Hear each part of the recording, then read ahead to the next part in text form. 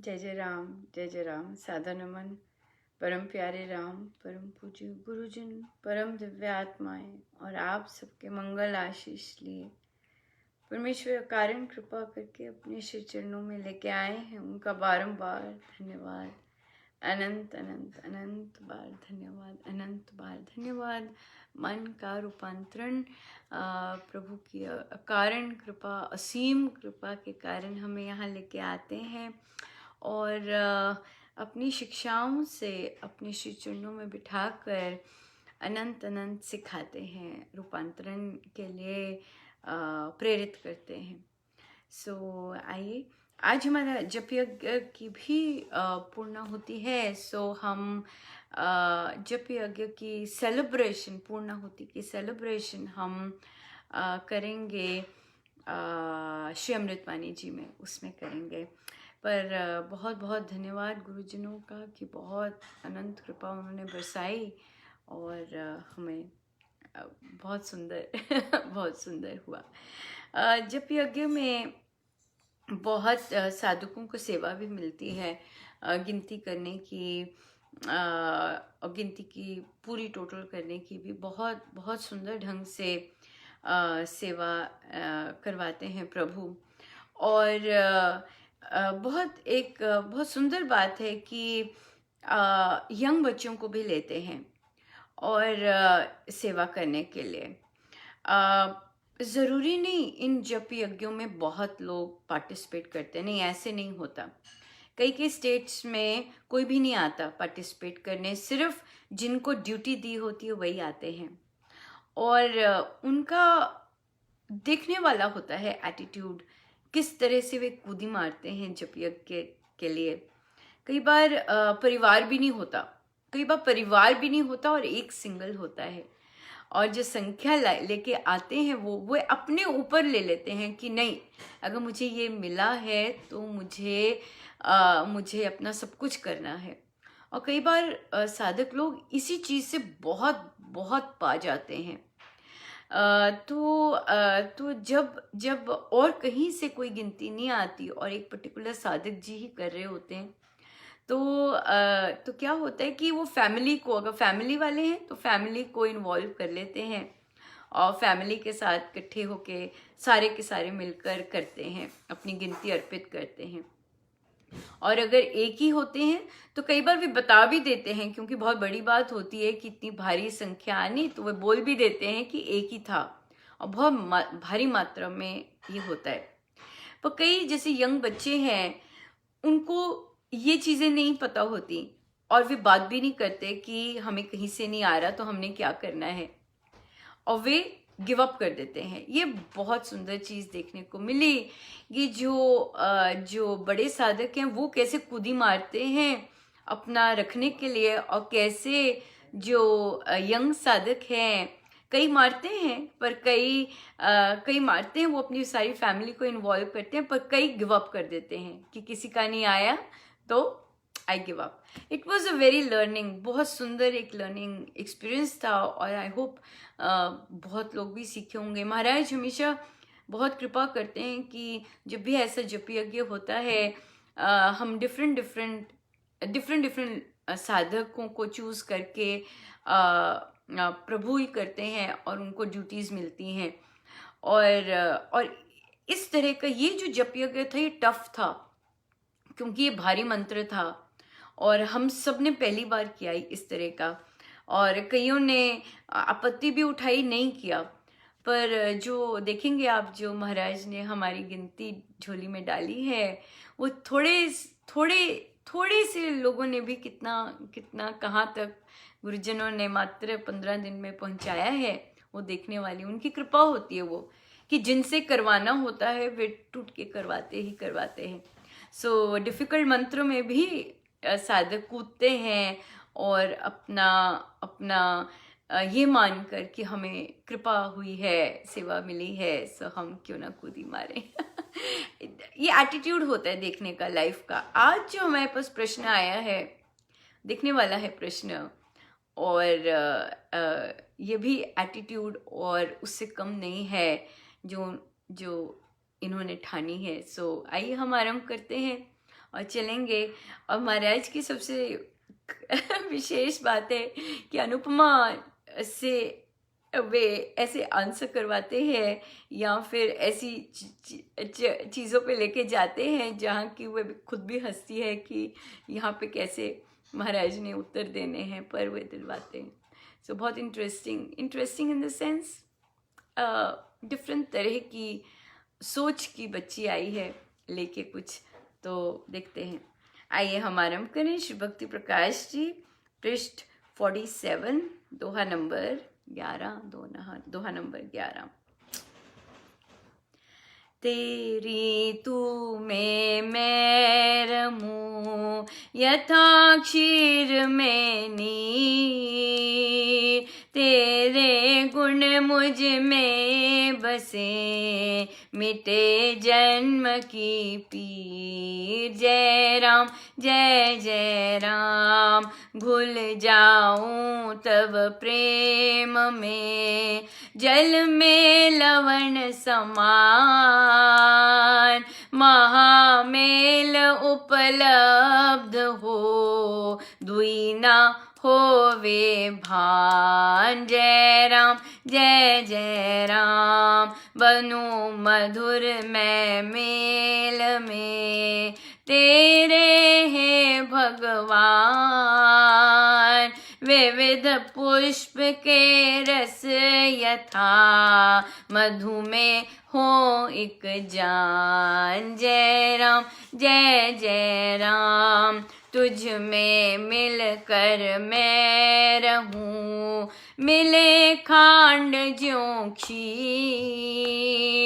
रहूं तथा तुझसे मिला ज्यों शारीर शरीर। जय राम जय जय राम, तेरे तेजो धाम से मेरा अपना आप मिला रहे ज्यों भानु से सारा किरण कलाप। जय राम जय जय राम, तेरे तेजो धाम से मेरा अपना आप मिला रहे ज्यों भानु से सारा किरण कलाप। जय राम जय जय राम।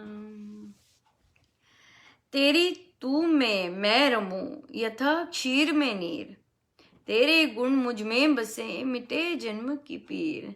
हम उससे प्रभु से जो हमारा सत्य स्वरूप है, हम उनके गुणों से विपरीत जब कार्य करते हैं तभी कष्ट क्लेश आता है, वरना नहीं आता।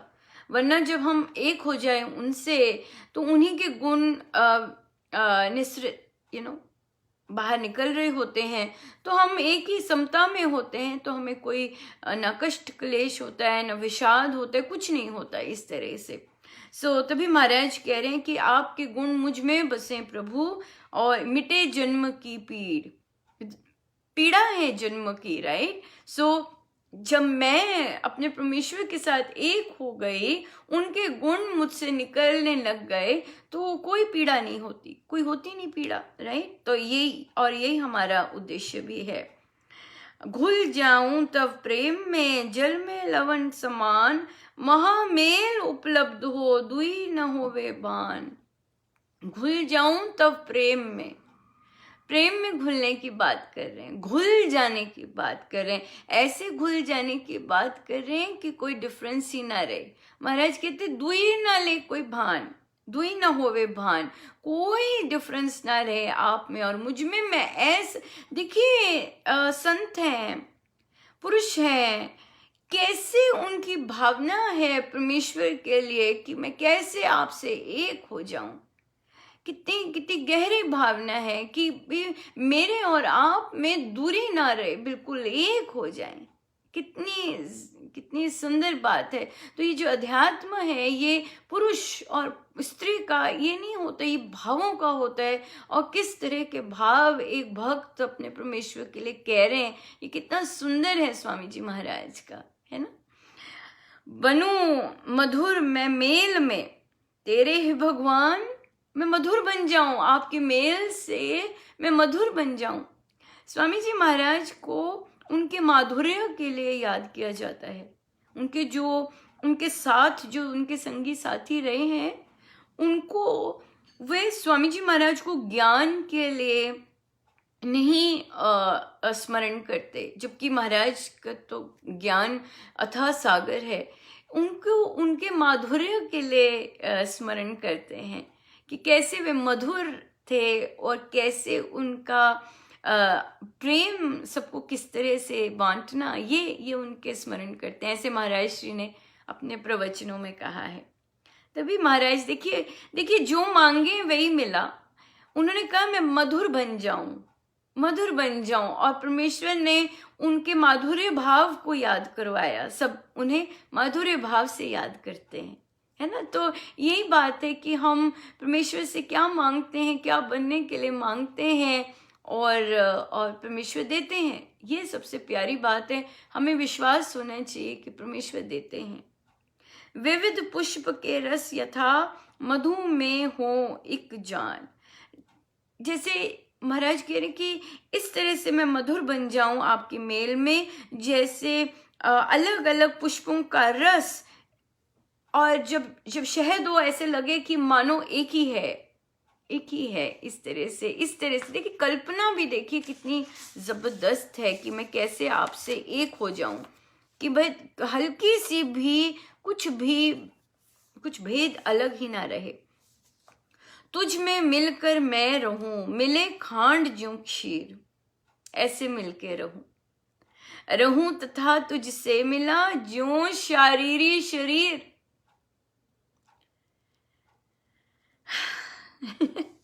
कैसे आपसे मिलके रहूं, कैसे अभिन्न एक, कैसे डिस्क्राइब कर रहे हैं। खांड जो खीर में, हाँ, उसमें मिला दो तो कैसे एक हो जाते, मीठा बन जाता है, और मैं भी वैसे हो जाऊं एक। तेरे तेजो धाम से मेरा अपना आप मिला रहे, ज्यों भानु से सारा किरण कलाप। महाराज ये नहीं कह रहे कि मैं एक हो जाऊं। महाराज के शब्द देखिएगा, मिला रहूं। जैसे सूर्य से किरण नहीं अलग हो सकती, तो आपसे एक होके हम अलग ना हो।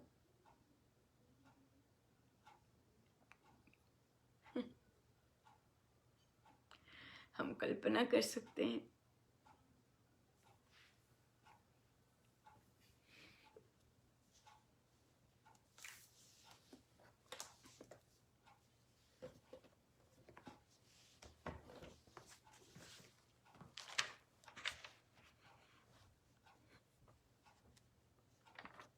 फिर भी देखिए कितनी कृपा है कि हमें कितने उच्च कोटि के हम क्या हैं, और हमें कितने उच्च कोटि के शब्द, कितनी उच्च कोटि की बातें महाराज पढ़वाते हैं,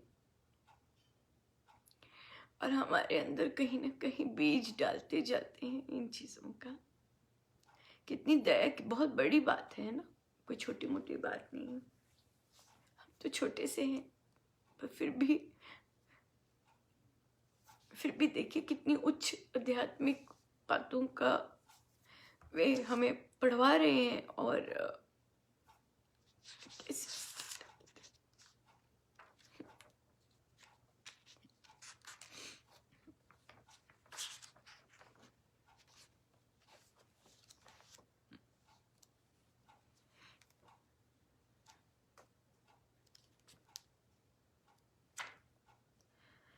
कई बार कुछ नहीं मिलता। महाराज के वचन, महाराज के इतने सुंदर शब्दों, कुछ नहीं मिलता। मधुर मिलन मिले तेरा राम, मधुर मिलन मिले तेरा, मधुर मिलन मिले तेरा राम, मधुर मिलन मिले तेरा, मधुर मिलन मिले तेरा राम, मधुर मिलन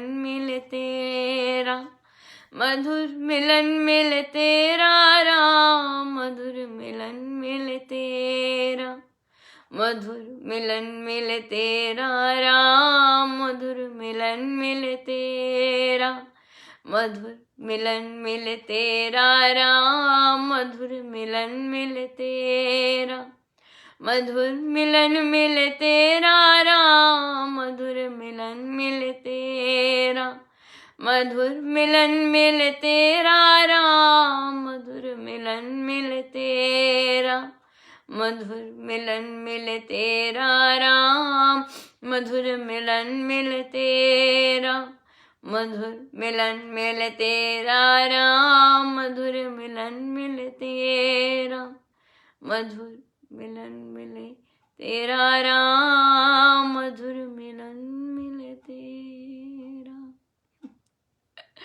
महाराज का मधुर मिलन कहना कहाँ कितनी गहराइयों का होता होगा। और हम जब मधुर मिलन गाते हैं वो कितना कितना सरफेस पे होता है। पर फिर भी अनंत कृपा है, इन सब चीज़ों के बावजूद भी अनंत कृपा है कि हम महाराज इतना कृपा कर रहे हैं हम पर, इतनी ज़बरदस्त कृपा कर रहे हैं। सो आइए हम चलते हैं और हमारे प्रश्नों की ओर चलते हैं। ये प्रश्न है, ये ऐसी बच्ची का प्रश्न है जो सिर्फ 12वीं पढ़ी है, उसको आगे पढ़ने नहीं दिया। स्मॉल टाउन, हाँ, और पढ़ने नहीं दिया उसके मित्र ने कोई, और उसकी शादी करवा दी। अब सीधी सादी सी है ना, सीधी सादी सी। और जब शादी करवा दी तो जिस घर में गई और जिस पति के पास गई, वो पति प्रोस्टिट्यूट्स के पास जाता है, और एक ही पर्टिकुलर प्रोस्टिट्यूट के पास नहीं जाता, उसको अलग अलग प्रोस्टिट्यूट्स के पास जाने की लत है। अब लॉकडाउन हुआ, किसी माँ ठीक नहीं थी तो वापस घर माँ को देखने आना पड़ा, तो वहीं रह गए। अब घर वालों को पता चल गया कि पति ऐसा है। अब घर वालों को बहुत गुस्सा है कि पति इस तरह से है, नहीं जाना, बिल्कुल नहीं जाना ऐसे आदमी के पास। पर ये जाना चाहती हैं, ये कहती हैं कि मुझे प्यार है उनसे और मुझे जाना है उनके पास। ये अपनी गृहस्थी बसाना चाहती हैं उसी आदमी के साथ। वो आदमी कई बार हाथ भी उठा देता है, पर ये सबसे बड़ी बात है कि ये एक्सेप्ट करती हैं कि मुझे मोह है अपने पति के साथ। कहती है मुझे नहीं, मैं नहीं रह सकूंगी उनके बगैर, मुझे किसी और के साथ भी शादी नहीं करनी है, क्योंकि घर वाले कह रहे तुम्हारा अलग करके कहीं और शादी कर देंगे। नहीं, कहती नहीं, मुझे इसी के पास वापस जाना है। बच्चा है, बच्चा भी है 2 साल का। अब तो इन्होंने कहा, और उनको हर तरह की गंदी लत है। जो प्रोस्टिट्यूट के पास जाएगा उसके पास और भी बहुत सारी लतें होंगी। तो तुम कहते कि मैं कैसे उन्हें सुधारूं। मैंने कहा मुझे तो नहीं पता। मैंने कहा दूसरे को सुधारना तो मुझे नहीं आता, इसका उत्तर ही नहीं निकलेगा कि मैं दूसरे को कैसे सुधारूं, क्योंकि मेरे पास मैं इस रास्ते पे नहीं चलती दूसरे को सुधारने के लिए। तो उन्होंने बहुत सुंदर प्रश्न किया, कहते कि मैं क्या करूं कि मेरी गृहस्थी मैं वापस जा सकूं, मैं क्या करूं। तो देखिए, अब तो उन्होंने, वे साधक नहीं है पर उन्हें गुरुजनों के सब पोस्ट पढ़ती हैं। देखिए कहाँ से प्रभु ने डाला, संस्कारी हैं, उन्हें पता है गीता जी में क्या लिखा है, उन्हें पता है। तो उनका प्रश्न ये था कि जब मैं वापस जाऊं मुझे क्या चीजें करनी चाहिए और क्या चीजें नहीं करनी चाहिए। और किस ढंग से मैं वापस जाऊं ताकि मैं अपनी गृहस्थी बनाऊं। कितना टफ है जॉब कितना जबरदस्त टफ है जॉब। और पर उनकी डिटर्मिनेशन देखिए कि वो आदमी सब जगह जाता है, बाहर जाता है, गंदे गंदे काम करता है और शराब पीता है, ये करता है, वो करता है। पर फिर भी इन्होंने ठानी है कि मैं अपनी गृहस्थी बसाना चाहती हूँ उसी आदमी के साथ। उन्होंने श्री अमृतवाणी जी का लड़ पकड़ा, गुरुजनों का पकड़ा और आरंभ कर दी है। अभी धीरे धीरे करेंगे तो, पर डिटर्मिन बहुत है जबरदस्त कि मैं कैसे अपने आप को बदलूं। डेफिनेटली अगर पति बाहर जाता है और वैरायटी उसे पसंद है तो इसका मतलब वो जो सीधापन उसे देती हैं वो तो चलेगा नहीं, है ना। वहां पर भी बदलना पड़ेगा, वहां पर उन्हें मेहनत करनी पड़ेगी कि जो उसे वैरायटी बाहर चाहिए वो स्वयं वो दे। महाराज ने, गुरुजनों ने एक प्रवचन में महाराज ने ये बोला हुआ है कि एक स्त्री को अपने बहुत सारे रोल्स निभाने पड़ते हैं अपनी फैमिली लाइफ में, अपने पति के लिए। कभी वो माँ का रूप करती है ना, जब वो ठीक नहीं होते तो उस तरह से सर्व करती है। कभी दुलार करती है, कभी प्रेमिका बनती है और कभी वैश्य भी बनती है। तो उन्होंने कहा कि क्या ये काम गलत होगा अगर मैं अपने पति को इस तरह रिझाती, वो जाता ही है ऑलरेडी बाहर। तो उनका प्रश्न आया कि अगर मैं अपने पति को इस तरह रिझाती हूं तो क्या ये गलत है। देखिए, महाराज ने कहा है कि अगर पति को थोड़ा सा कुछ देकर वे रीझता है और फिर आप अपनी साधना कर सकते हैं तो बी स्मार्ट। महाराज ने कहा बी स्मार्ट, ऐसे बोला है। अगर हम उल्टा प्रवाह करते रहेंगे तो हम ना साधना कर सकेंगे, ना ही हम चैन से बैठ सकेंगे। आज ही एक और ऐसा केस आया, प्रवाह के उलट की बात करने का। हम ज्यादातर हमारी जो परिवारों में इस तरह की अनबन होती है वो ज्यादातर यही होती है। मेन कारण यही होता है क्योंकि हमें या तो हमें बताया नहीं होता या हमें पता नहीं होता कि जो स्त्री का प्रेम करने का ढंग होता है और जिसे वो प्रेम मानती है वो बहुत अलग होता है जो पुरुष करता है। पुरुष का प्रेम करने का ढंग और मानने का ढंग अलग है। जो पुरुष प्रेम मानता है उसका वो कुछ और सोच रहा होता है और जो स्त्री प्रेम कर रही होती है वो कुछ और सोच रही होती है। दोनों अलग अलग सोच रहे होते हैं पर करते प्रेम ही हैं। ये हमें एक्सेप्ट करना है या सीख लेना चाहिए कि डिफरेंट ढंग से प्रेम किया जाता है एक ही ढंग नहीं होता प्रेम करने का। खासकर जब हम संबंधों की बात कर रहे हैं, दिव्य प्रेम तो बात अलग है, पर यहाँ पे समस्याएं आ ही रही हैं कि हम संबंधों को कैसे सुधारें। राम नाम लेकर, गुरुजनों की साधना लेकर अगर अपने आप में रूपांतरण करने, बहुत इन्होंने कहा कि मैं जाऊं वहां पर, वापस जाऊं अपने घर, मुझे कैसी सोच रखनी है। तो देखिए, इनका ऑब्जेक्टिव ही गृहस्थी है।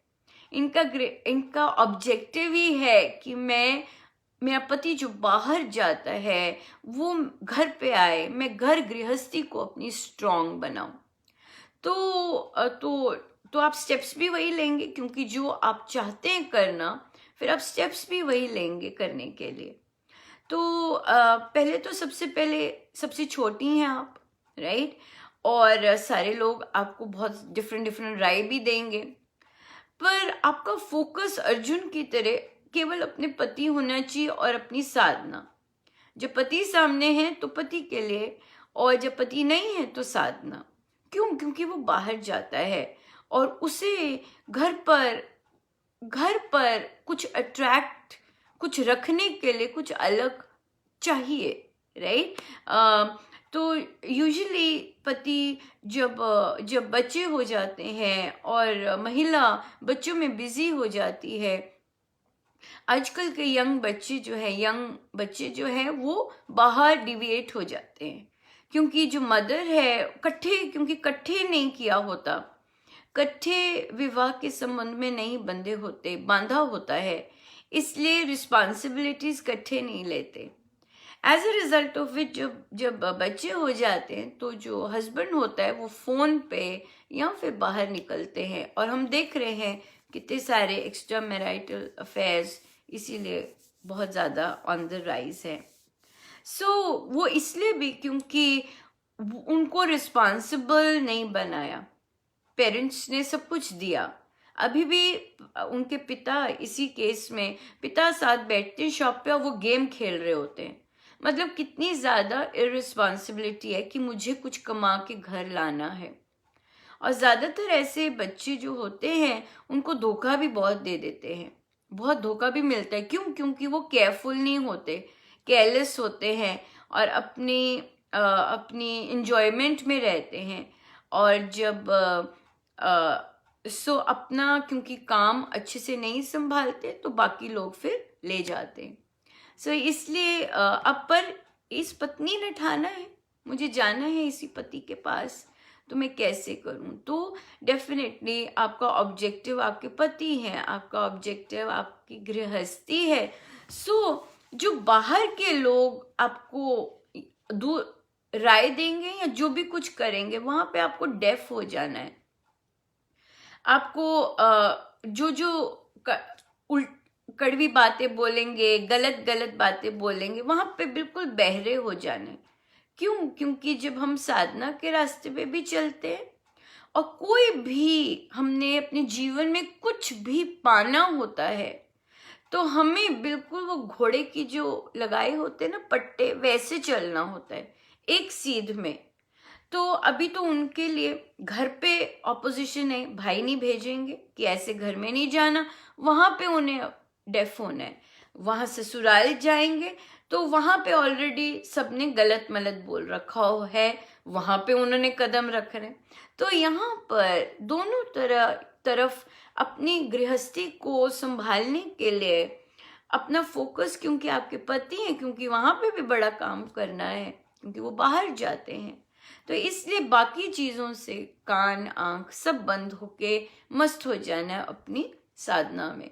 साधना के साथ अपने पति की टेक केयर करने में, सेवा करने में जिस तरह भी कर सकते हैं, इस तरह करना है। उन्होंने फिर पूछा कि क्या ये चीजें इस तरह से पति को देखिए गृहस्थ है, और अगर आप एक माँ होकर, एक पत्नी होकर इस रास्ते पे चल रही हैं कि पति को सही राह पे आ सकें, क्योंकि वे संस्कारी हैं, सबसे पहले एक बात करनी है कि उन्हें सिखाना नहीं है। अगर दूसरे लोग उन्हें सिखाते हैं वो सिखाते जाएं, बट एज अ वाइफ जो कि कोशिश कर रही है कि मेरा पति घर पर रहे और बाहर स्त्रियों के पास ना जाए, उसे सिखाना बंद करना है। ये सबसे बड़ी बात है कि उसे ज्ञान नहीं देना, ये मत करो, वो मत करो, ऐसा मत करो, वैसा मत करो। ये बहुत इम्पोर्टेंट है कि वो उनको प्रेम से अगर उसने घर पे रखना है तो ज्ञान नहीं देना, उसकी गुरु नहीं बनना। हर एक इंसान को, उसको भी पता है, पति को भी पता है कि मैं जो कर रहा हूं गलत है, पर उसके संस्कार ऐसे हैं, उसके बस में नहीं है। पर अब उन्हें ऐसी पत्नी मिल गई है, संस्कारी पत्नी मिली है जो चाहती है कि ये सब छोड़ें और जो एक नॉर्मल कपल जीवन व्यतीत करते हैं वो करें। तो उनके और भी प्रश्न आते हैं, फिर वो आते हैं। हमने कहा ये सब नहीं, हम अपने गुरुजन और अपने परमेश्वर को सारथी बना के करेंगे। ये इतना पहाड़ जैसी जो अभियान आपने ठाना है करने का, यह अकेले नहीं हो सकती।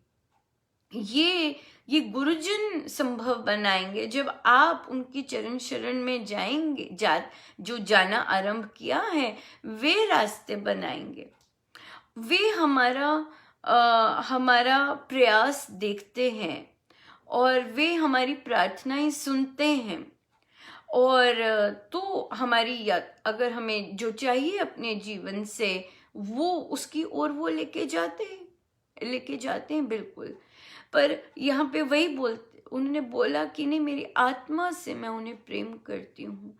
तो यही ये एक यात्रा है कि अभी एक को पाना है, और फिर जब हम उसे पा लेंगे तो अगर गुरुजनों की कृपा हुई तो हम आगे भी बढ़ते हैं कि इससे आगे भी होता है कुछ। सो अगर तो इसलिए आई रिस्पेक्ट कि कौन क्या चयन करना चाहता है। आपका चयन जो है, यकीनन अगर आप राम नाम का सहारा लेना चाहते हैं, अगर आप गुरुजनों का सहारा लेना चाहते हैं अपनी बिखरी हुई गृहस्थी को संभालने के लिए, वे देते हैं साथ, वे देते हैं और देंगे भी साथ, बहुतों को देते हैं साथ। और बहुत कृपाएं बरसती हैं गृहस्थी को जोड़ने के लिए, क्योंकि गुरुजन माँ होते हैं, वो माँ की तरह संभालते हैं। उनको हमसे ज़्यादा चिंता होती है, अगर हमें नहीं होती तो उनको ज़्यादा होती है। सो इसलिए ज़रूर अगर आपने ये चयन किया है, ज़रूर जाइए इस रास्ते पर। और अगर इसी बीच परमेश्वर से प्रेम हो जाए तो उससे बड़ी बात क्या है। और देखिए, ये इतनी यंग छोटी सी बच्ची है, 22 की होगी, मुश्किल से 23 की होगी, जो कि मम्मी इनकी बीमार है और मम्मी सीधी सादी है, वो इस तरह की वार्तालाप नहीं कर सकते। इनके पिता नहीं हैं और भाई हैं, भाभियां हैं। तो देखा कि भाभियों को पसंद नहीं जब भाई पैसे की भी बात करें या बोलें कि हम तुम्हारा ख्याल रखेंगे। देखा है, सब देख रही हैं।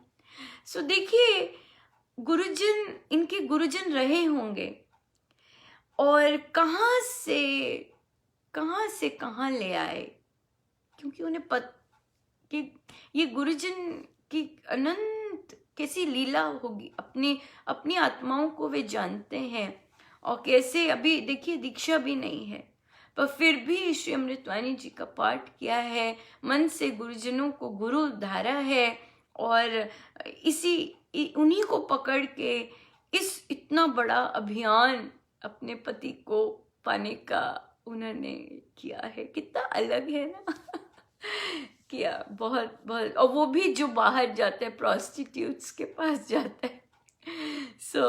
सो इंटरेस्टिंग रहेगी इनकी जर्नी, और परमेश्वर करे कि ये साधना करते हुए इनका जो लक्ष्य है वे सफल बनाए। और मेहनत बहुत प्रश्न होते हैं इनके पास, और परमेश्वर कृपा करें कि इनका गंतव्य मिले। मैं एग्जाम्पल देती हूँ, हमारे संस्कृति में बहुत ऐसी सतियाँ हुई हैं जिन्होंने अपने पतियों को न केवल मृत्यु से बाहर निकाला है, बल्कि उनकी अजीबोगरीब चीज़ों को भी पूर्ण किया है। सती अनुसुईया की शिष्या रही हैं, मुझे उनका नाम नहीं याद। उनके पति को वैश्य के पास जाने की लत थी और वे अपंग थे।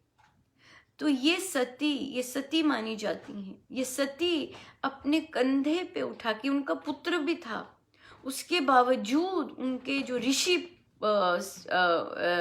पति थे उनको वैश्य के पास जाने का लत था, और वे अपने कंधे पे उठाकर अपने पति को रोज वैश्य के पास लेके जाती थी, ऐसी सती। और फिर इसी बीच इसी बीच उन पर बहुत कृपा हुई और उनके न केवल पति ठीक हुए बल्कि बहुत बहुत सुंदर कहानी है आगे।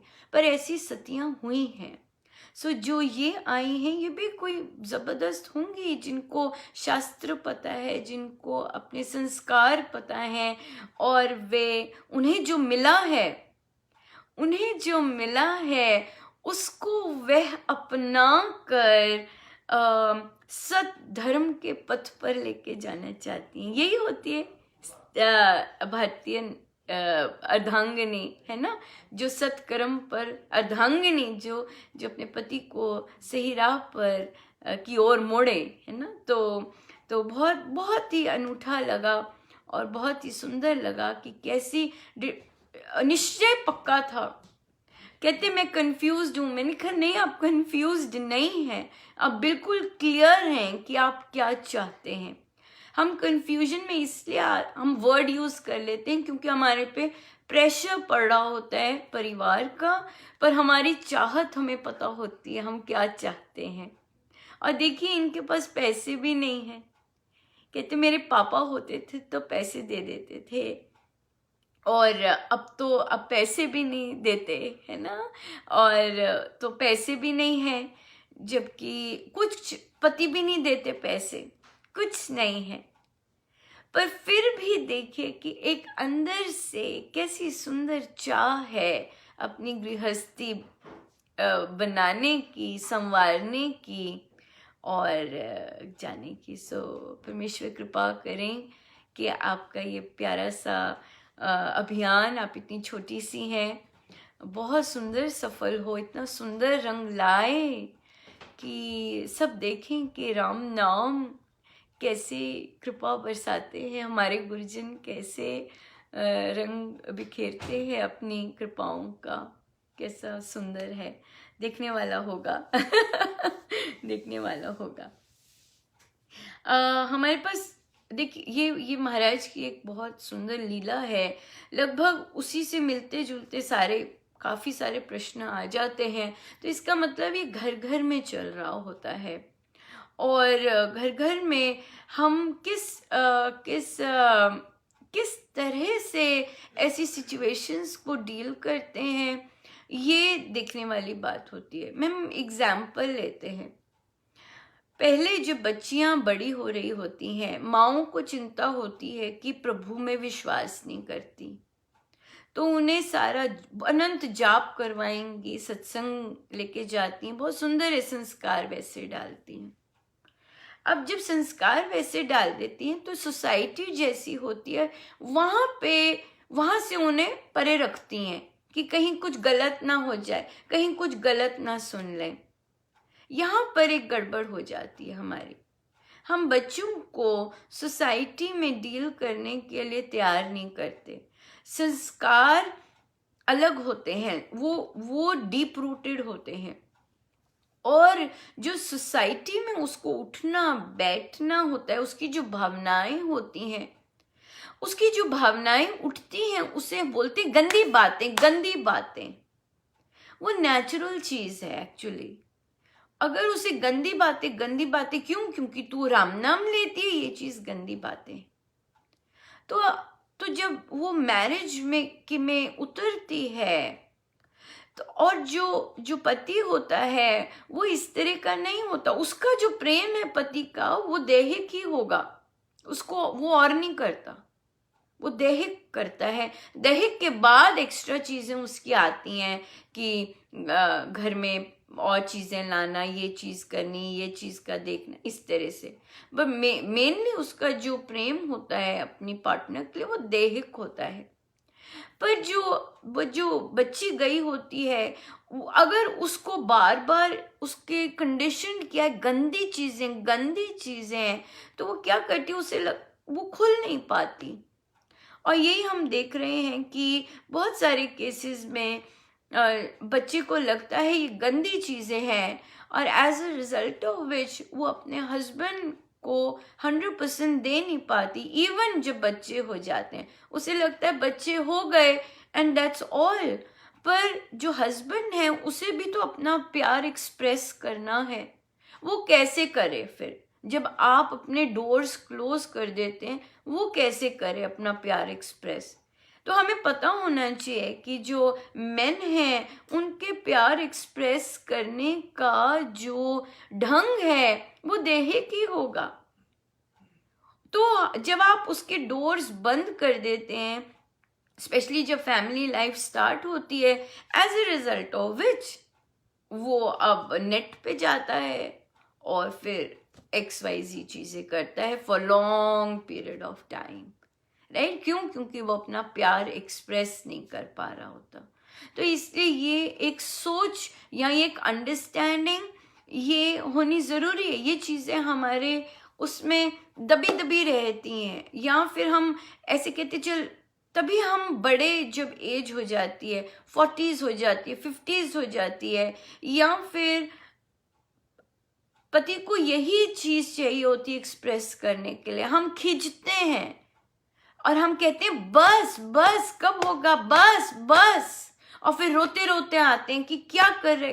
पर वो ये नहीं जानता कि वो जो आदमी है, पहली बात तो आपके बगैर रह नहीं सकता, और दूसरी बात वो ऐसे एक्सप्रेस करता है। तो हम उसे स्वीकारने की बजाय उल्टी राह चलते हैं और हम रोते हैं और फिर हम परेशान होते हैं कि अच्छा नहीं है, अच्छा नहीं है, अच्छा नहीं है, ये चीज़ करते हैं, हम स्वीकार नहीं करते। सो हमें ये अंडरस्टैंड करना है कि जो मेल मेंबर्स हैं, जो मेल हैं, पुरुष हैं, उनके प्यार करने का जो ढंग है वो अलग होता है, और जो स्त्री के लिए जो प्रेम होता है वो अलग होता है, पर दोनों प्रेम ही कर रहे होते हैं। हमें एक दूसरे के डिफरेंट प्यार के ढंग स्वीकारने होते हैं। और अधिकतम समय जो महिलाएं होती हैं, अगर वे रिलीजियस होती हैं, स्पिरिचुअल होती हैं, स्पिरिचुअल तो नहीं कहेंगे, रिलीजियस होती हैं, तो उन्हें इन चीज़ों से बहुत खिन्न होती है। वो गंदा गंदा गंदा गंदा बोलती रहती है और फिर वो खुल नहीं पाती। तो हमारे पास आया प्रश्न कि पति का अच्छे से घर पर काफ़ी सालों तक वो अच्छे से बोलता नहीं, बच्चों की टेक केयर नहीं करता, बस एक ही चीज़ करता था। अब पत्नी ने उन्हें किसी से फेसबुक पर चिट चैटिंग करते हुए देख लिया, तो उन्हें लगा कि लगा क्या होगा भी, शायद पता नहीं, ये नहीं कह सकते कुछ, कि उनका कहीं बाहर अफेयर चल रहा है। तो अब यहाँ पे प्रश्न आता है कि यहाँ पर महिला को क्या चाहिए? चले जाना चाहिए? वो कंफ्यूज हो जाती है कि मैं जाऊं या इसे छोड़कर, या मैं रहूं। पर बात एक होती है, इवन दो ये सब होता है, वो प्यार करती है और तभी उसके साथ उसे आसक्ति होती है, तभी उसकी वो गलत गलत बातें भी सहती है। वो बच्चों से प्यार नहीं करता तब भी वो वहाँ रहती है। क्यों? क्योंकि वो उससे प्यार करती है, इवन दो उसे रिलेशनशिप में कुछ नहीं मिल रहा होता, न चैन मिल रहा होता है, न सुख मिल रहा होता है, पर फिर भी वो रहती है। किसके कारण? अटैचमेंट के कारण। सो इसी तरह एक और केस भी आया जिसमें पति जो है आए दिन जबरदस्ती करता है। अब यहाँ पे केस आता है वो जबरदस्ती करता है। अब जब वो जबरदस्ती करता है तो पीड़ा होती है, हर थोड़ी थोड़ी दिन बाद वो जबरदस्ती करता है, और फिर अब यहाँ पर जो महिला है वो भी नहीं जा सकती। उसने चयन किया नहीं जाने का। क्यों? उसने ढाल तो ली बच्चों की, कि बच्चों को कौन बड़ा करेगा, कौन खिलाएगा अगर मैं चले गई। पर वही इंसान जो उसके साथ जबरदस्ती घर पर हर 2 दिन बाद करता है, वो अगर बीमार हो जाता है तो उसकी जान निकल जाती है। तो वो बच्चे ही ढाल नहीं होते, स्वयं की मोह, स्वयं की आसक्ति भी ढाल होती है, और जो स्वयं की आसक्ति होती है वो छोड़ने नहीं देती। उसके लिए हम पिसते रहते हैं, हम ऐसे ऐसे शोषण सहते रहते हैं, पर हम निकल नहीं सकते। स्वामी जी महाराज का एग्जाम्पल लेते हैं। एक बुजुर्ग थे और उनको पेंशन मिलती थी। तो 300 रुपये पेंशन थी उस समय की। 150 रुपया वो एक बेटे को दे देते, 150 रुपया वो दूसरे को दे देते। तो 6 महीने वो उधर रहते, 1 महीना उधर रहते, 1 महीना उधर रहते। तो वो स्वामी जी महाराज को कहते कि महाराज, जब तनख्वाह का दिन आता है, हे राम, मेरी पिटाई करते हैं कि 150 रुपया एक को दे देते हैं, तो जिसके पास वो रहते हैं उनका पुत्र उनको पिटाई करता है कि तू जो 150 रुपये दूसरे को देता है वो भी मुझे दे। पिटाई होती है जबरदस्त, उन्होंने बोला। अब स्वामी जी महाराज संत तो कहते, देखो भाई, तुम ऐसा कर सकते हो। स्वामी जी महाराज ने राय दी कि देखो भाई, तुम ऐसा कर सकते हो, तुम ये 300 रुपये लो, मैं तुम्हें इतने का कमरा दिलवा दूंगा हरिद्वार में, इतने का खाना खा लिया करना, बस राम भजन करते हुए अपना जीवन यापन करो। तो क्या कहते हैं वो बुजुर्ग, स्वामी जी आप बेटों को समझाइए ना। आप बेटों को समझाइए ना कि वो ठीक हो जाए। वो जो पोता आता है ना और मेरे गले लगता है, मैं सब कुछ भूल जाता हूं। सो यही हाल है। इसीलिए ये तीनों केसेस जो हैं, जो पहला वाला भी केस है जिसमें वो बाहर जाता है आदमी, हाँ, उसमें भी स्त्री को अपने पति से जबरदस्त मोह है। वो कहती है मेरे को जाना है वापस। दूसरा जो कि फोन पे किसी और स्त्री के साथ टेक्सटिंग करते हुए पकड़ा गया, उस स्त्री को भी पति से मोह है, क्योंकि वो आदमी भी ना बच्चों की केयर करता है, ना एज अ वाइफ केयर करता है, वो भी नहीं करता।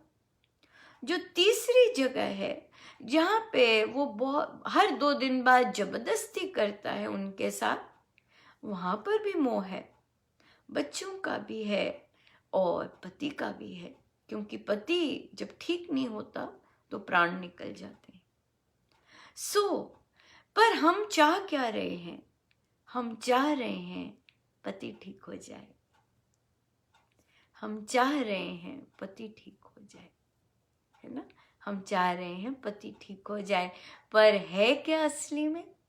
इन तीनों केसेस में, पहले केस में भी भाई कह रहे नहीं जाना वापस, जैसे स्वामी जी महाराज ने कहा मैं तेरे को ये कुटिया ले देता हूँ, तू यहाँ रह, अब तू बुजुर्ग है ना? वहाँ पहले केस में भी माता पिता कह रहे हैं आजा, दूसरे केस में भी माँ कह रही है आजा, बहुत सह लिया, तीसरे केस में भी माता पिता कहते हैं आजा, पर हम नहीं जाते, है ना? सो हम नहीं जाते, हम चयन करते हैं। हम ये भी कह सकते हैं कि हम गृहस्थी को संभालने का, जोड़े रखने का चयन करते हैं, पर उस चयन में जो शारीरिक पीड़ा आती है, जो मानसिक वेदनाएं आती हैं, और जो बाहर और सब मानसिक वेदना और शारीरिक पीड़ा ही है, तो वो फिर हमें उस चयन के कारण हमें मिलता है ये, और फिर हम उसमें उसी चीज में हम घुलते जाते हैं, क्योंकि हम अपनी गृहस्थी को रखने का चयन करते हैं। अब प्रश्न ये भी आता है, कब तक अनुपमा, कब तक चलता रहता है ये? देखिए, कईयों का आखिरी सांस तक चलता है, कईयों का आखिरी सांस तक चलता है। ये कहीं नहीं कोई लिखा जा सकता, ये परमेश्वर की क्या कर्म करके आए हैं, ये तो हमें जो मिल रहा होता है वहीं से दिखता है। हमें नहीं कुछ पता चलता कब ये चीजें स्टॉप होंगी, कब इनका अंत होगा, पर हमें परेशानी तो होती है, क्योंकि हम थक जाते हैं जब कोई बार बार जबरदस्ती करता है, बार बार शोषण करता है ना? क्योंकि हम परिवार को बना के रखना चाहते हैं, पर at the cost of your own life, at the cost of, और सही भी है जिस तरह का मोह होता है, तो स्त्री यही सोचती है कि मैं, बच्चे जाएंगे नहीं मेरे साथ, किसी के साथ बच्चे भी जाएंगे, मैं अलग होके कैसे रहूंगी, मेरा मन तो वही है, मैं उससे प्यार करती। सो बहुत सारी डिफरेंट सिचुएशंस हैं। कईयों के साथ बच्चे जाना चाहते हैं, कईयों के साथ बच्चे नहीं जाना चाहते, कईयों के साथ माँ स्वयं ही नहीं जाना चाहती। एक्चुअली माँ स्वयं ही नहीं कहीं इन तीनों केसेस में जाना चाहती। सो इसलिए, और यहाँ पर जब जाना नहीं चाहते आप, जब वो भी भेज नहीं रहे आपको बाहर और रखना चाहते हैं, तो इसका मतलब है वही हमारी कर्म भूमि है। सो राम नाम की साधना और पुकारते जाना है गुरुजनों को, क्योंकि आप किसी हद तक तो बहुत शोषण हो रहा होता है, पीड़ित तो होते हैं, तभी तो यहाँ पे प्रश्न आता है हर थोड़ी देर बाद, फिर हो गया, फिर हो गया, फिर हो गया, राइट। पीड़ित होते हैं तभी तो आता है यहाँ पर। और तो इसलिए इसका समाधान तो एक दो ही है, या तो आप सहते रहिए जो आप कर रहे हैं ऑलरेडी कितने सालों से, बाहर जाने का भी ऑप्शन आपके लिए खुला है, पर वो आप लेना नहीं चाहते। सो जब चयन आप करते हैं, उसको फिर शक्ति चाहिए निभाने के लिए, चाहे वो शारीरिक शोषण हो रहा है, चाहे दैहिक। और ऐसा एक काम कर सकते हैं, जब इतनी ज़्यादा पीड़ा होती है, चुप ना रहिए, बोलिए कि मुझे जो आपने किया बहुत गलत था, जो आप हर रोज़ मेरे साथ ज़बरदस्ती करते हैं, ये बहुत गलत होता है। वो कहते हैं कि वो करके सुबह माफ़ी मांग लेते हैं और नॉर्मल हो जाते हैं कि मैंने माफ़ी मांग ली, नॉर्मल। आपको बोलते रहना है कि नहीं, ये जो आप कर रहे हैं ये मुझे पीड़ा देता है, ये गलत है। अपने ढंग से आप बोल सकते हैं। और जो दूसरा केस है कि आपको अफेयर पकड़ा गया, ये भी आपका चयन है कि आप कैसे इसे लेना चाहते हैं, आप क्या करना चाहते हैं, आप अपने अपने जीवन का क्या मोड़ देना चाहते हैं। सो ये जो चयन होते हैं, ये टफ होते हैं बहुत, पर वही चयन आपका आगे का लाइफ डिटरमिन करता है। सो कर सकते हैं पर ये होते तो प्रारब्ध ही हैं सारे के सारे, ये बात निश्चित है। देखिए, ऐसे सपोर्ट करने के लिए महाराज को पता होता है कि कौन से टॉपिक है, तो साथ में दे भी देते हैं। आज एक सादिका जी का मैसेज आया, ये ऐसी सी बात हमने कुछ दिन पहले भी की थी, पर आज फ्रेश है तो महाराज का प्रसाद था, मैं इनका अप्रोप्रिएट रहेगा। तो उनके पड़ोस में ही बुजुर्ग महिला है, तो मतलब कि उनकी सासू माँ को बता रही थी बात, तो इसका मतलब बुजुर्ग है। तो उन्होंने कहा कि मेरे पति पीते बहुत है, बहुत पीते, और फिर ऑब्वियसली जो पिएगा वो बोलेगा भी, हाथ भी उठाएगा। तो वे शिव जी के भक्त हैं, भोलेनाथ की भक्त हैं। और एक दिन, अभी की बात है, एक दो दिन की बात है, वो रो पड़ी प्रभु के आगे कि प्रभु, आपके नाम लेने का कोई फायदा नहीं हुआ, मुझे कुछ भी नहीं हुआ, इतने वर्ष हो गए, अभी तक पिटती जा रही हूँ, अभी तक यही होता है, अभी तक शराब पी रहे हैं। और उनको सपना आया, भगवान शिव आए सपने में, और सपने में भगवान शिव कहते हैं कि तू पति थी और ये तेरी पत्नी थी, और तू यही पीटती थी इसे शराब पी के, ये बस देने आया है तेरे को वापस जो जो तूने दिया है। ऐसे परमेश्वर बोल के गए उन्हें सपने में। और जब वे सुबह उठी तो उस दिन के बाद उनके पति ने शराब नहीं पी। क्या मतलब इसका मतलब कि वो जो लेन देन का था, जो उन्होंने उसको पीड़ा दी थी, वो समाप्त की प्रभु ने। और जब समाप्त हो गई तो वो लेन देन की पीड़ा खत्म हो गई। सो जब कर्मों का हिसाब खत्म हो जाता है, जितना हमने दिया होता है, सो इन सब केसेस में अगर हम ये लें कि ये सब हम दे के आए हैं और ये रियल लाइफ, ये रियल है।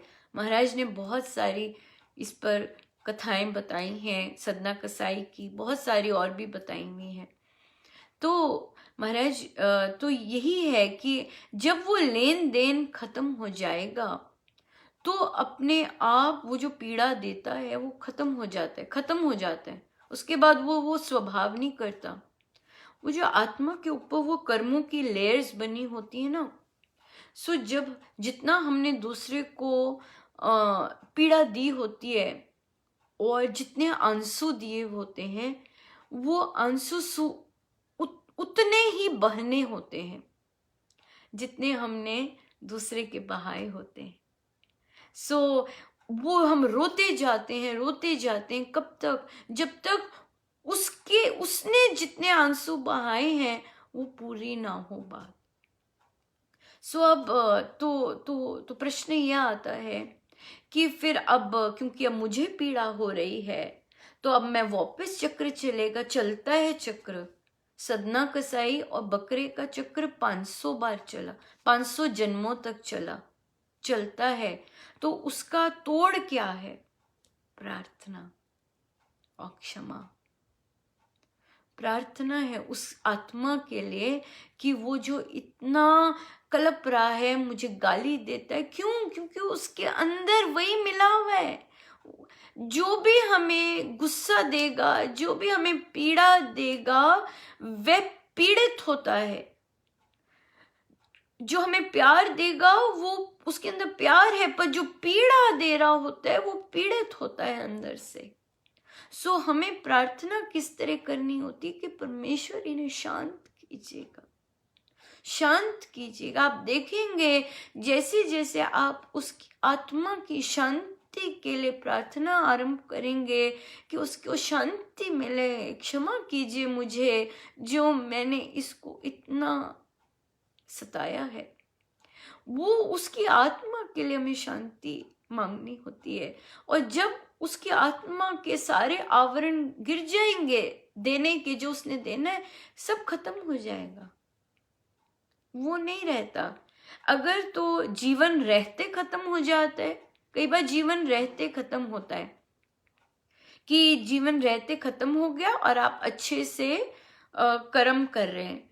कई बार खत्म हो जाता है जीवन, तब समाप्त होता है। तब समाप्त होता है कि किसी का जीवन खत्म हो गया, अब ऋण खत्म हो गया, चुकता हुआ, ये भी होता है। और दूसरा निकाल दिया जाता है। यही किया होता है, हमने यही किया होता है। तो हमें स्वीकारना होता है। ये स्वीकार के अगर हम दूसरे के लिए प्रार्थना करें तो ये साइकिल स्टॉप होगा। वरना जो आपने अब पीड़ा ली है और वो दूसरे आपकी आत्मा के ऊपर उसकी लेयर चल रही है, आप आएंगे वापस वो पीड़ा का ऋण चुकाने, आप आएंगे वापस। सो इसीलिए फिर महाराज कहते हैं क्षमा कीजिएगा, प्रार्थना कीजिएगा, क्षमा कीजिएगा उन सब के लिए प्रार्थना कीजिएगा। तो सदना कसाई का भी साइकिल 500 वर्षों का ऐसे ही कटा। जब उन्होंने बकरे को हलाल करने से मना कर दिया कि अब नहीं मैं करूंगा तेरे को हलाल, तो उनका वो साइकिल कटा। सो अगर हम अपने लेन देन के साइकिल खत्म करना चाहते हैं तो हमें वो देते रहना है। अगर वो जबरदस्ती करता है, अगर हम प्रेम स्वरूप होके देने लग जाएं, विरोध करके ना दें, अगर हम प्रेम स्वरूप होके अपने राम को देने लग जाएं, तो जो बहाव होगा वो एक फ्लो में होगा। अभी हम खींचते हैं, तभी हमारा वर्ड आ जाता है जबरदस्ती। अगर हम प्रेम स्वरूप अपने राम के लिए देने लग जाएं अपनी देह, तो फिर हमें वो कष्ट भुगतना होता है। तभी हमसे ये भी नहीं किया जाता, क्योंकि वो हमें भुगतना होता है। सो इसलिए अगर हम ये समझ जाएं कि हम यहाँ देने आए हैं, ये ऋण चुकता हो रहे हैं, और हम प्रार्थना स्वरूप और क्षमा के का का का का हीरा, कोहिनूर हीरा थाम लें या कवच पहन लें, तो वो ऋण उतारने में आसानी हो जाती है।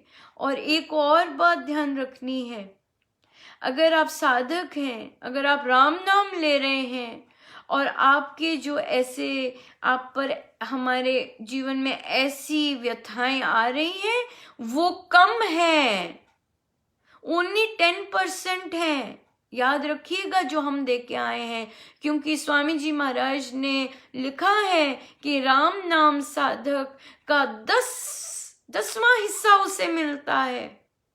सो इसका मतलब 90% अभी नहीं मिल रहा जो हम महाराज के शब्दों में करतूतें करके आए हैं। महाराज ये शब्द बोलते हैं, महाराज कहते करते समय हमें ध्यान नहीं होता, किंतु भुगतते समय हमसे सहा नहीं जाता।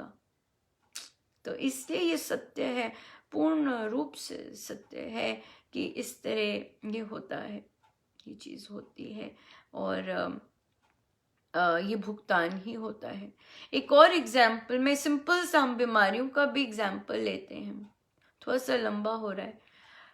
एक आदमी के बिन कारण सिरदर्द होता, उसका कोई इलाज नहीं। ये महाराज ने अपने प्रवचन में बोला हुआ है, कई बार ऐसी बीमारियां होती हैं जिनका कोई इलाज नहीं होता, कोई इलाज ही नहीं होता, भुगतना होता है वो। तो उस आदमी को बहुत ही टेरेबल सिरदर्द होती, तो वो बहुत इलाज करवाया, कुछ नहीं बना उनका। तो वे किसी संत के पास गए और उन्होंने पूछा कि महाराज मेरे इतना सिरदर्द होता है, ये क्या कारण है, कोई दवाई नहीं लगती, कुछ नहीं हो रहा। वो संत आंख वाले थे, नजर वाले थे। उन्होंने बोला कि पिछले जन्म में तूने अपने पड़ोसी को अपना माथा दीवार के साथ मारते हुए देखा था और तू रोया नहीं, तूने उसे रोका नहीं, तू देखता रहा कि वो अपना सिर पटक रहा है, सिर जोर जोर की पटक रहा है दीवार पे, वो लहू लुहान हो रहा है, पर तूने रोका नहीं। फिर जब तेरा शरीर, जब हमारी पेशी होती है आत्मा की सब लेखे जोखे के साथ, और वो प्योर फॉर्म में होती है, तब जब उसे दिखाया जाता है तो उसे गलते को गलानी हो गई कि हे भगवान, वो इतना पीड़ा में था और मैंने उसके ऊपर तरस करके उसे रोका नहीं। तो तूने अपने उन सब जो गुरुजन बैठे होते हैं उनसे याचना की कि मुझे ये पीड़ा दीजिएगा, ताकि मैं कभी भी ये भूल ना सकूं कि किसी सिर पटकने की पीड़ा क्या होती है, और मुझे समझ आए और मैं कभी भी ऐसा कर्म फिर से ना करूं। तो हमने हमारी लाइफ में जितने भी सर्कमस्टेंसेस, परिस्थितियां आई होती हैं, वो हमने मांगी होती हैं अपने शरीर छोड़ने के बाद, जब हमारा लेखा जोखा खोलते हैं ना, लेखा जोखा सारा खुलता है, सारी पिक्चर दिखाई जाती है, ये किया तूने, ऐसे देखा, ये किया तूने, ये किया तूने, फिर ये हुआ था, तेरे मन में ये भाव आया था, ये एक एक माइन्यूटेस्ट से भी माइन्यूटेस्ट थॉट एंड एक्शन बताया जाता है। और उस समय जो गलानी होती है वो सही नहीं जाती, क्योंकि हम प्योर फॉर्म में होते हैं और हम फिर कहते हैं मुझे दो, मुझे ये दो, मैं भुगतूं ये ताकि मुझे पता चले। और फिर हमें इस लाइफ में जो मिलता है वो हमारा ही मांगा होता है, हम ही उन्हीं लोगों के पास आए होते हैं जिनको हमने सताया होता है, हमें वही लोग मिलते हैं, वही हमें शब्द मिलते हैं जो हमने मांगे होते हैं, मुझे मिले क्योंकि मैंने दिए, ये होता है। सो इसलिए दिस इज ये सिर्फ हमारे यहाँ पर ही बताई जाती हैं, ऐसी चीज़ें बाकी धर्मों में नहीं है, और वे मानते भी नहीं हैं इन चीज़ों को। पर ये सत्य है, ये हमारे गुरुजनों ने ऐसी बातें की हैं, और हम जानते हैं कि स्वामी जी महाराज तो केवल ठोडी देख के ही पिछले 3 जन्म बता सकते थे। और बहुत सारे संत होते हैं हमारे, बहुत सारे साधक भी होते हैं जो कि पिछले जन्मों के बहुत चीज़ें बता सकते हैं, और ये होता है, ये सच सच बात होती है। सो इसलिए ये जो हमारे जीवन की परिस्थितियां होती हैं, ये हमने ही दी होती हैं दूसरों को। सो तभी महाराज क्या शब्द यूज करते हैं? प्रसाद। क्यों प्रसाद यूज करते हैं? क्योंकि अगर हम इन्हें पी जाएं, इस हलाहल को, अगर हम क्षमा व प्रार्थना के साथ इसे इसमें से पार निकाल लें, तो फिर हमारा जो आत्मा के ऊपर ऋण है वो उतरता है, वो दूसरों के ऋण हम उतारते हैं। इसलिए अगर आप प्रश्न आया कि ऐसे केसेस में अगर मैं अपने पति को छोड़ जाती हूँ, पति ने निकाला नहीं है, राइट, बहुत डिफरेंट केस होता है जब पति निकालता है और जब कोई छोड़ के जाता है। तो कहते हैं फिर क्या होगा? फिर जो उसका अधूरा ऋण है वो आपको पूरा करना पड़ेगा। ये भी मेरे पास एग्जाम्पल है, और ये रियल लाइफ एग्जाम्पल है। एक सादिका जी ही, राइट, लगभग 50s की, उनके पति ऑब्वियसली 55, तो वो उनकी हर समय टेंडेंसी होती थी बाहर दूसरी स्त्रियों पर करने की। पर finally at the age of 55-56 उन्होंने कर ही डाला, वो बाहर किसी के साथ अफेयर कर लिया इस एज में। अब ये सादिका और बहुत परेशान, पर क्योंकि ये ज्ञान वाली थी तो ये इनको, और परमेश्वर कृपा से इनको ऐसा कोई मिला जो कि बता सकता था इनके बारे में कि क्या चल रहा है इनके जीवन में। बताया उन्होंने कहा कि पिछले जन्म में तुम्हारे संस्कार बहुत उच्च थे, यही पति मिला था, ये बाहर चला, इसने किसी और के साथ संबंध किए तो तू इसे छोड़ के चले गई, तो अब ये फिर तेरे को मिला है, क्यों? तेरा ऋण बचा हुआ था, ये फिर से मिल गया। पिछले जन्म में भी मिला था, पिछले जन्म में भी इसने यही किया था, तू छोड़ के चले गई थी, और उसके कारण जो ऋण बचा था इसको देने का, अब वो फिर पति बन के आया, और फिर वही चीज हुई। तो अब उनको समझ थी, उन्होंने होने दिया, और वो ओवर हो गया, क्योंकि वो ऋण था, वो ओवर हो गया, वो अफेयर भी खत्म हो गया, वो वापस फैमिली में आए, और नॉर्मल चल रही है फैमिली। और साधना तो होती है, पूजा पाठ, ये सब कि ये सब जो ऋण है ये चुकता हूँ, हमारे पास तो राम नाम है।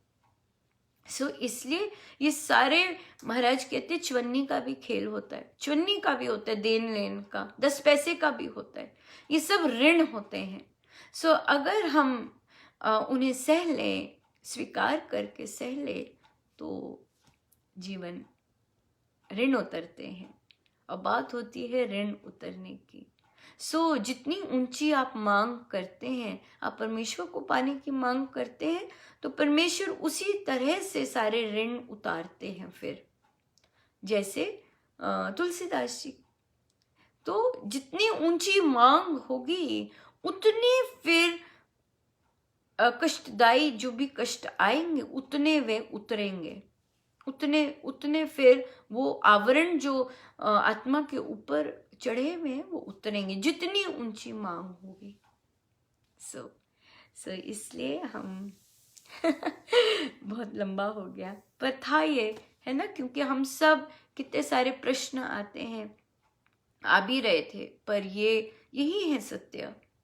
और अब चयन ये है, हम लड़े या जाने दें राम नाम के साथ, ये चयन सबका अपना अपना है। अपनी अपनी सोच है, अपना अपना सब कुछ है। सो अगर बाहर निकाले जाते हैं, ये भी बहुत सुंदर है, बाहर निकाले गए बहुत सुंदर, निकल जाओ। स्वयं कोई केस नहीं करना होता, वो फिर ऋण चढ़ता है अलग। पर अगर निकाल दिए जाते हो घर से, जाओ नहीं चाहिए, हमें नहीं चाहिए, तो अगर हम निकल जाते तो हम क्या है, बहाव में चल रहे हैं, हमारा जो संबंध का ऋण था वो चुकता हो गया, ओवर हो गया। पर अगर हम केस करते हैं ऊपर जाके वापस, फिर नए कर्म आरंभ हो जाते हैं और वो फिर लेके आएंगे, फिर एक नया जन्म आएगा। सो इसलिए अगर हमें निकाल देते हैं किसी संबंध से और कहते हैं नहीं वापस आओ, तो सही है, वो संबंध पूरा हो गया, वो ऋण चुकता हो गए, जाने निकलते जाएं, ये बात होती है। पर अगर हम तो यही चयन आ जाते हैं फिर, और नए कर्म बनते हैं या फिर नए कर्म उतरते हैं। सो आइए हम ध्यान में बैठे। राम राम कहिए सदा सुखी रहिए, राम राम कहिए सदा सुखी रहिए, राम राम कहिए सदा सुखी रहिए, राम राम कहिए सदा सुखी रहिए, राम राम कहिए सदा सुखी रहिए, राम राम कहिए सदा सुखी रहिए, राम राम राम राम राम राम राम राम राम राम राम राम राम राम राम राम राम राम कहिए सदा सुखी रहिए, राम राम कहिए सदा सुखी रहिए, राम राम कहिए सदा सुखी रहिए।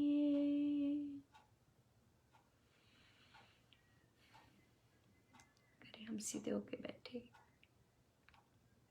अपने प्रभु, अपने गुरुजनों के श्री चरणों में बारंबार नमन, अनंत बार नमन।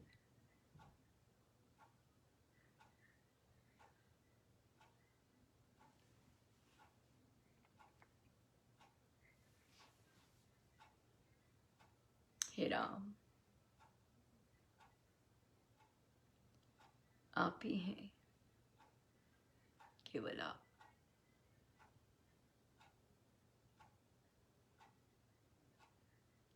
बाहर देह के साथ जो जो होता है वह लीला है,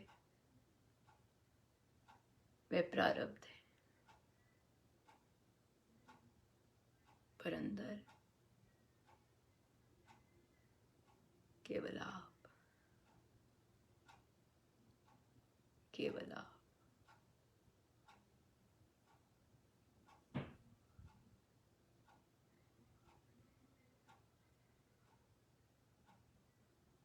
देह अलग है, देह कर्मों से बंधी हुई है, मन कर्मों से बंधा हुआ है।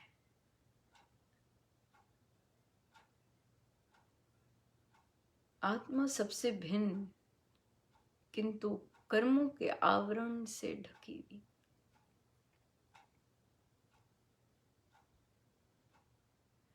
ये मेरे राम ही आवरण गिरते हैं, मेरे राम ही आवरण सब गिरते हैं।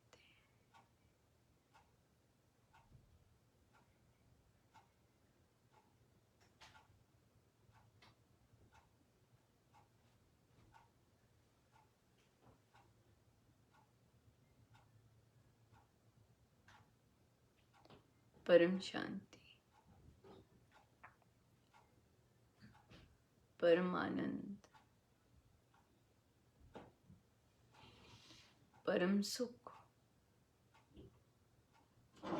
के स्रोत मेरे राम, मेरे राम।